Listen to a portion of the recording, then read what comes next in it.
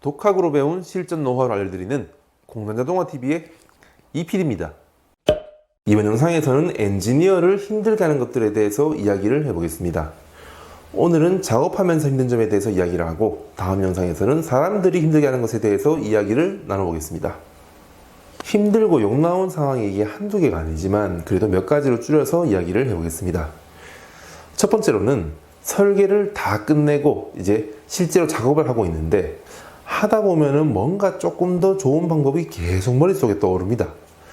그런데 새로운 방법을 적용하려고 하니까 여태까지 해왔던 것들을 전부 갈아엎어야 되는 상황이 있습니다. 처음부터 하려니까 여태까지 했던 게 아깝고, 그냥 원래대로 하려니까 조금 더 좋은 방법이 자꾸 머릿속에 떠오릅니다. 이게 참 난감한 상황이죠. 그렇다 하더라도 제 개인적인 생각으로는 힘들기도 하고 많이 번거롭겠지만 좋은 아이디어가 떠오르고 뭔가 새로운 방법이 있다면은 그래도 처음부터 하는 것이 장기적으로 봤을 때는 좋은 방법이라고 생각을 합니다. 근데 이 말이 쉽지 정말 어렵죠. 그리고 장비들은 한 가지만 고치면 되는 게 아니라 공정들이 모두 연계가 되어 있으므로 다시 돌아가려면은 정말 어렵습니다. 참 이때는 저도 어떻게 해야 될지 잘 모르겠습니다. 두 번째, 이거는 은근히 짜증이 나는 일인데 생각보다 엄청 자주 있습니다. 볼트와 너트 그리고 원터치 피팅처럼 종류가 엄청 많은 부품들이 있습니다. 이제 이런 부품들은 가격은 정말 저렴하지만 모든 종류와 사이즈를 모두 구비해두고 쓸 수는 없습니다. 아마 경험해 보신 분들 아시겠지만 볼트 길이가 5mm만 더 긴 게 있으면 정말 좋을 것 같은데 막상 찾아보면 또 그게 없어요. 그리고 정말 한 개만 있으면 되는데 또 그게 없어요.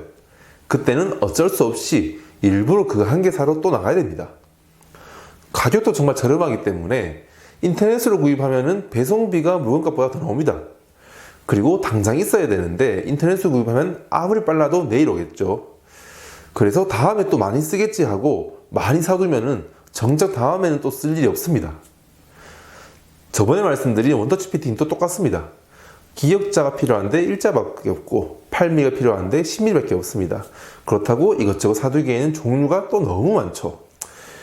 차라리 10만원 넘어가는 부품들이라고 하면은 그냥 인터넷으로 주문하거나 미리 설계를 좀 예상하면 되는데, 가격은 싸면서 종류와 사이즈가 엄청 많은 부품들, 이런 것들이 항상 문제입니다. 또 그렇다고 설계하면서 미리 모든 부품들을 다 예상해서 하면 좋겠지만 그것도 엄청 어려운 일인 듯 합니다. 세 번째, 전기선이나 에어호스는 약간 길게 끊어주는 것이 좋다고 말씀드렸습니다.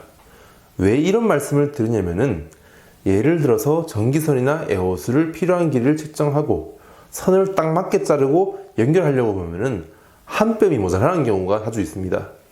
이게 엄청 난감하고 참 열받는 상황이죠.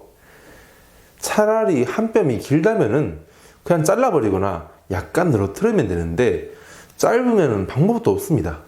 이럴 때는 전기선 뭉치를 둘둘 말아서 한쪽을 연결하고 실제로 배선을 하면서 전기선을 마지막에 끊어주는 방법도 있지만, 이렇게 하더라도 약간 길게 해주는 것이 좋습니다.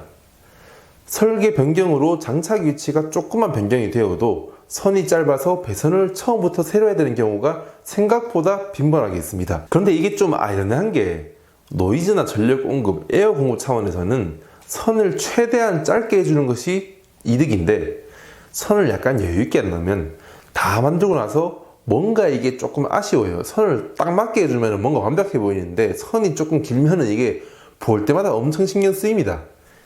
그때 선을 또 잘라주면은 설계가 변경되면 처음부터 또 배선을 해야 되겠죠.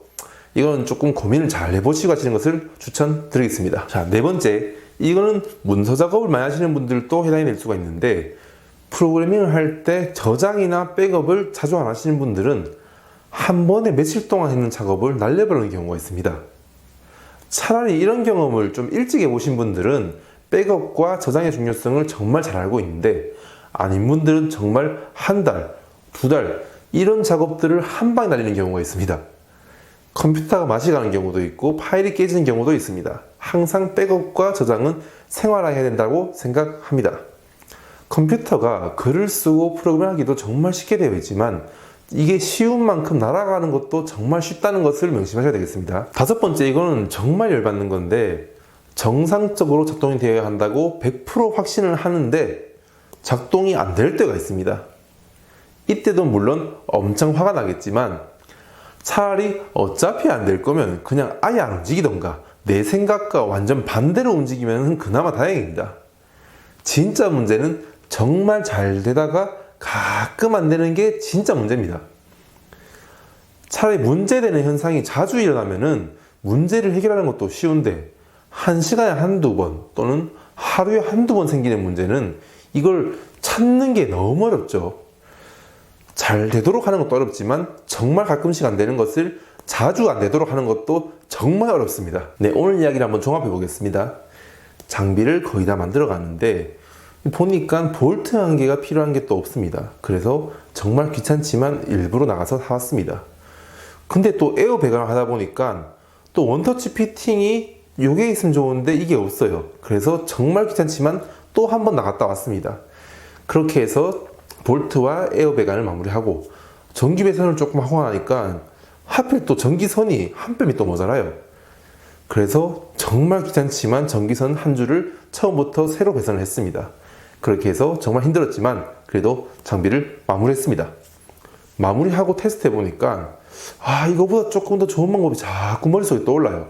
그래서 일주일 동안 여태까지 했는 거를 처음부터 또 새로 작업을 했습니다.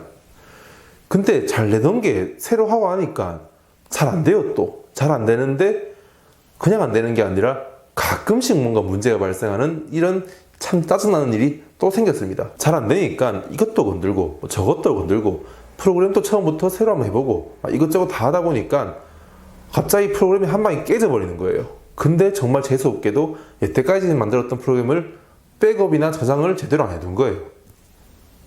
정말 이런 일이 생긴다면은 그냥 하루는 푹 쉬고 다음날 처음부터 새로 하는 것을 추천드리겠습니다. 도움이 되셨다면 좋아요, 앞으로 영상이 기대되시면 구독을 부탁드리겠습니다. 오늘은 정말 듣기만 해도 열받는 이야기인데 이 열받는 이야기를 끝까지 시청해주셔서 정말 감사합니다.